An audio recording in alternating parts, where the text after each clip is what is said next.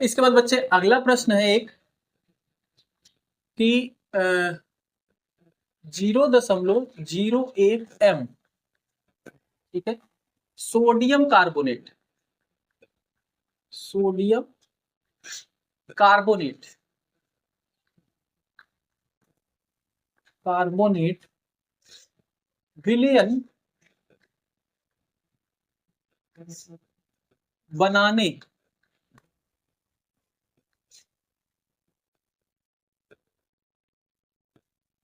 पाँच सौ ml जल में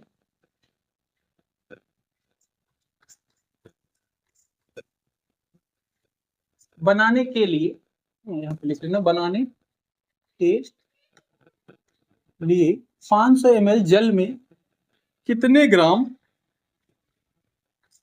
सोडियम कार्बोनेट,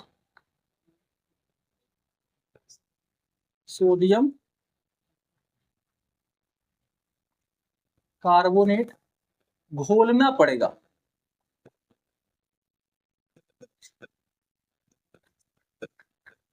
घोलना पड़ेगा, ठीक है। तो ये है हमारा क्वेश्चन अगला, ठीक है। तो भाई देखो इसमें दिया गया है 0.01 m, m का मतलब अभी बताया बच्चे मोलरता, मोलरता को प्रदर्शित करते हैं, मतलब इसके अंदर मोलरता आपको बता दी गई, ठीक है। उसके बाद कह रहा है कि कार्बोनेट विलयन बनाने के लिए 500 ml, यानी कि इसमें बिलियन भी बता दिया गया है, कितना आयतन कितना है उसका, 500 ml है, ठीक है। बनाने के लिए कितने ग्राम सोडियम कार्बोनेट घोलना पड़ेगा, मतलब कितना ग्राम सोडियम कार्बोनेट डालना पड़ेगा, यानी कि विलय का भार आपसे पूछ रहा है, ठीक है। तो विलय का भार इसमें पूछ रहा है भाई, तो मैं सबसे पहले इसका फॉर्मूला लिख देता हूं, और मोलरता को कैपिटल एम से प्रदर्शित करते हैं, तो कैपिटल एम यहां पे लिखते हैं, बराबर क्या होता है, विलय का मोल, है ना, विलय का मोल बटे विलयन का आयतन, विलयन का आयतन जो कि लीटर में रहना चाहिए, ठीक है। विलय का मोल निकालने का फॉर्मूला है विलय का भार, ठीक है, बटे विलय का अणुभार गुने विलयन का आयतन, आयतन, ठीक है, लीटर में। यहां तक बात समझ में आ रही है, बिल्कुल कोई दिक्कत नहीं है। अब इसी में देखो विलय का भार, विलय क्या है भाई, सोडियम कार्बोनेट है, तो इसको तो हमें निकालना ही है, तो इसको हम मान लेंगे, माना सोडियम कार्बोनेट, यानी कि विलय, सोडियम कार्बोनेट का फॉर्मूला होता है Na2CO3 का भार x मान लो, ठीक है, XW कुछ भी मान सकते, कोई वेरिएबल, कोई भी चर मान लिए, ठीक है, माना, मोना नहीं, माना, ठीक है। अच्छा, विलय का अणुभार निकाल सकते हैं, हाँ, तो Na2CO3 का अणुभार, अणुभार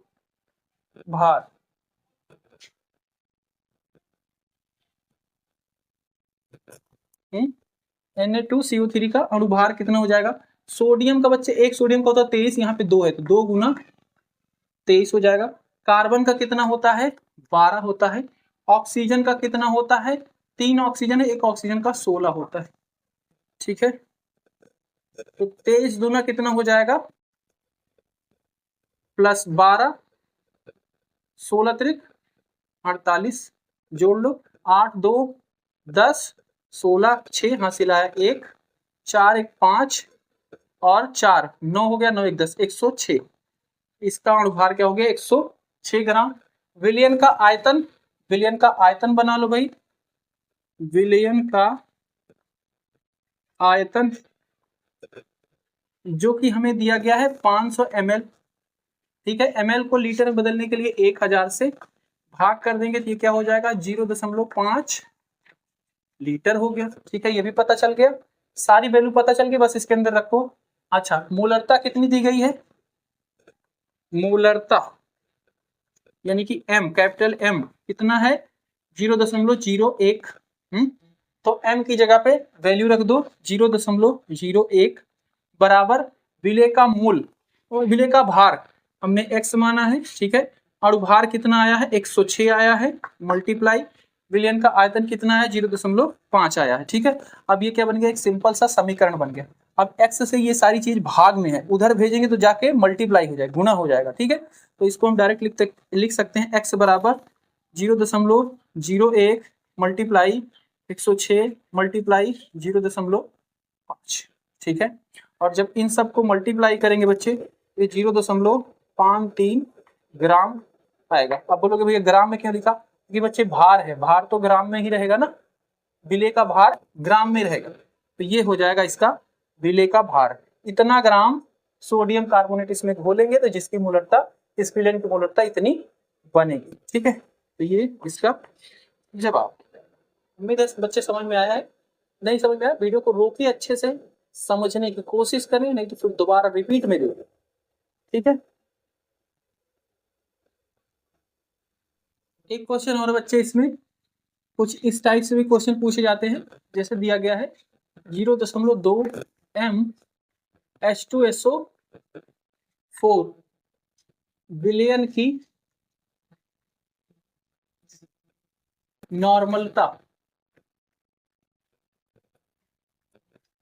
और ग्राम प्रति लीटर में सांद्रता ज्ञात करो। तो इस टाइप से क्वेश्चन पूछा जाता है बच्चे। अभी हमने पढ़ा है मोलरता सिर्फ, और इसमें नॉर्मलता पूछ रहा है और ग्राम प्रति लीटर में सांद्रता पूछ रहा है। ठीक है, ग्राम प्रति लीटर में सांद्रता पूछ रहा है बच्चे। इसके लिए हमने देखो जहाँ पे लिखाया गया है नोट्स, नीचे देखो एक संबंध लिखाया है, इसके बीच में, इन्हीं के बीच में, कि किसी विलयन की ग्राम प्रति लीटर में सांद्रता बराबर होती है विलयन की मोलरता के गुणे विलेय के अणुभार की। तो बच्चे वही रिलेशन का हम यूज करेंगे इसमें। देखो क्या रिलेशन है कि विलयन की ग्राम प्रति लीटर में सांद्रता बराबर होती है विलयन की मोलरता के गुणे विलेय के अणुभार, विलेय का अणुभार। ठीक है, ये संबंध है। अब देखो इसमें क्या क्या दिया गया है बच्चे, ये चीज तो हमें निकालनी है। विलयन की मोलरता दी गई है और विलेय का अणुभार निकालना, ये भी निकल जाएगा भाई। 0.2 m का क्या मतलब है, मोलरता, इधर साइड में लिख ले रहे हैं, यानी कि विलयन की मोलरता, विलयन की मोलरता बराबर कितना है 0.2। ठीक है, अच्छा विलेय का अणुभार, विलेय क्या है H2SO4, यानी कि H2SO4 का अणुभार कितना है, तो हाइड्रोजन 2 है तो 1 का 1 ग्राम, तो 2 का कितना हो जाएगा, 2 से मल्टीप्लाई कर देंगे। सल्फ्यूरिक 32 होता है, ऑक्सीजन 4 है और 1 का 16 होता है। ठीक है, ये हो जाएगा 34 प्लस 16 चौक 64, अभी किए थे 4 4 8 98 ग्राम। ठीक है, पहले क्वेश्चन में भी 98 ग्राम यूज हुआ। ठीक है, इसका अणुभार भी निकल आया। ठीक है, मोलरता पता है, सीधा ये निकल जाएगा। हाँ बिल्कुल, विलेय की मोलरता 0.2 और इसका अणुभार कितना आया है 98। दोनों को मल्टीप्लाई कर दो, 2 से इसको करोगे, हाँ ठीक है, तो क्या हो जाएगा 2 से 8 दूनी 16 के 6 हासिल आया 1।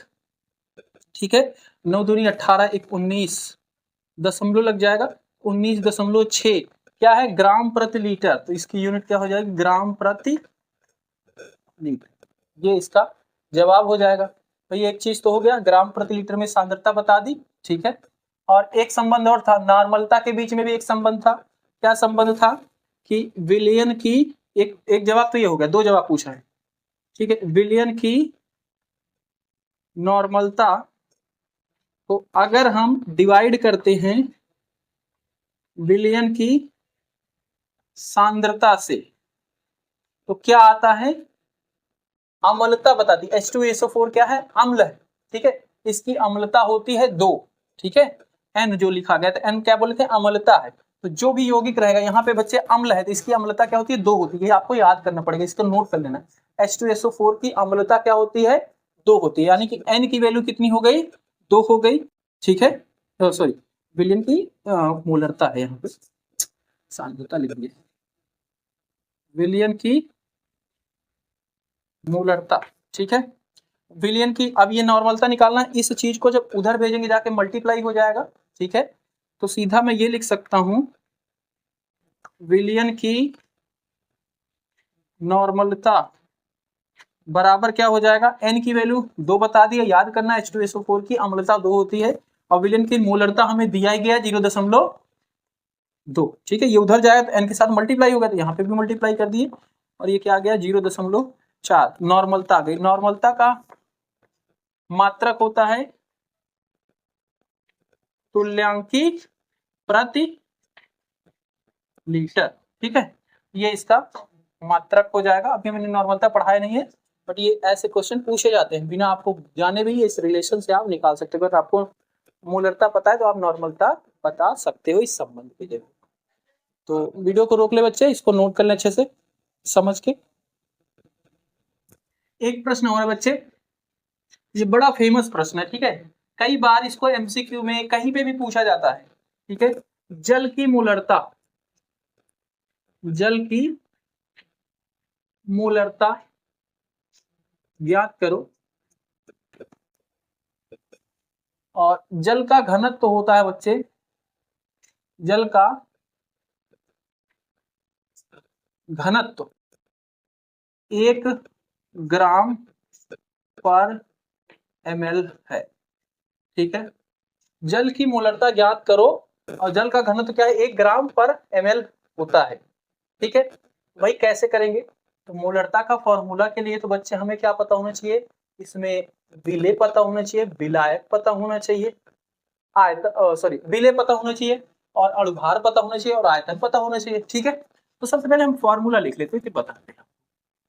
मोलरता का फॉर्मूला होता है विलेय का मोल बटे विलयन का आयतन, और वो किसमें, लीटर में। यहाँ पे बच्चे सिर्फ घनत्व तो दिया गया है, विलेय का, अब यहाँ पे क्या होगा, विलेय का भार, मोल निकालने का फॉर्मूला क्या, विलेय का भार बटे विलेय का अणुभार, अणु भार गुने आयतन, विलयन का आयतन जो कि लीटर में रहना चाहिए। पर यहाँ पे बच्चे ना तो हमें आयतन दिख रहा है ना अणुभार, अणुभार तो चलो दिख जाएगा, जल का है तो वो निकाल लेंगे, पर विलेय का भार नहीं दिख रहा है। देखो बच्चे, घनत्व का नियम होता है, घनत्व होता है द्रव्यमान बटे आयतन। ठीक है, अब देखना घनत्व तो यहाँ पे 1 दिया गया, इसका क्या मतलब, इसका क्या मतलब है, 1 ग्राम पर ml, मतलब अगर कोई पानी है, पानी का वेट करोगे तो 1 ग्राम आएगा और अगर उसका आयतन निकालोगे तो 1 ml आएगा। ठीक है, मतलब 1 ग्राम पानी 1 ml जगह लेता है। ठीक है, ये मतलब हुआ 1 ग्राम पानी 1 ml जगह लेता है। अगर 1000 ml पानी होगा तो कितनी जगह लेगा, 1000 ग्राम लेगा, सीधी सीधी बात है ना भाई। अगर ये दोनों वैल्यू समान रही होंगी तभी तो ये 1 आया है घनत्व, यानी कि 1000 आयतन रहा होगा, 1000 द्रव्यमान होगा, तभी घनत्व 1 आया है, यही मतलब हुआ है। ठीक है, तो वही चीज यहां से निकल आएगा कि द्रव्यमान हम क्या ले लेंगे, 1000 ले, और आयतन कितना लेंगे, 1 लीटर, यानी कि 1000 ml ले। ठीक है, तो यहाँ पे विलेय का भार कितना हो जाएगा, विलेय का भार हो जाएगा 1000 ग्राम। ठीक है, और विलयन का आयतन हो जाएगा 1000 ml, और पर ml को हमें इसमें लीटर में लेना है, परिभाषा में क्या बोला गया है, लीटर रहना चाहिए, तो 1000 को लीटर में बदलेंगे तो 1 लीटर हो जाएगा, है ना, 1000 से डिवाइड करेंगे, पता चल गया। और पानी का अणुभार कितना होता है, H2 का अणुभार। ठीक है, अणुभार कितना होता है भाई, हाइड्रोजन का 2 ग्राम हो गया और ऑक्सीजन का 16, 18 ग्राम इसका अणुभार होता है। सारी वैल्यू पता चल गई, बस इसके ऊपर रखो, विलेय हो गया 1000 ग्राम। ठीक है, बटे विलेय का अणुभार कितना हो गया, 18 हो गया। आयतन कितना हो गया 1 लीटर, एक हो गया भाई 1000 ml था, उसको लीटर बदले 1 हो गया, यानी कि सीधा सीधा 1000 को 18 से भाग करने को आ गया। ठीक है, 18 से जब भाग करेंगे, ठीक है, कर देते हैं यहीं पे साइड में, 1000 को 18 से भाग करेंगे तो ये 2 अंक से जाएगा नहीं, 3 अंक को लेंगे और ये 5 मेवर में जाएगा। ठीक है, तो 8 पंचे 40, हाँ 5 एकम 5, 5 4 9, 18 पंचे 90, 10 आ गया, फिर 0 हो गया, 18 पंचे 90, ठीक है, फिर 10 आ गया। ठीक है, फिर इसको ले जाओगे, फिर 5 ही बार में जाएगा। ठीक है, इसी तरीके से 5 5 जाएगा, तो इसको हम क्या लिख लेते हैं 55.56 ऐसे लिख लिया जाता है। ठीक, या फिर 55.55 भी लिख सकते हो। तो ये होती है इसकी मोलरता, ये मोल प्रति लीटर। तो ये क्वेश्चन पूछा जाता है शुद्ध जल की मोलरता कितनी होती है, डायरेक्ट याद रखना कि 55.56 होती है। ठीक है, तो इस तरीके से बच्चे आपका मोलरता पूरा हमने कंप्लीट किया टॉपिक। ठीक है, इस वीडियो में आपको मोलरता के सारे क्वेश्चन करा दिए कि कितने टाइप से पूछे जाते हैं, परिभाषा क्या होती है, क्या इंपॉर्टेंट है। ठीक है, उम्मीद है बच्चे समझ में आया, कोई दिक्कत है कमेंट कर सकते हो। मिलते हैं अगली वीडियो में। जय हिंद, जय भारत प्यारे बच्चों।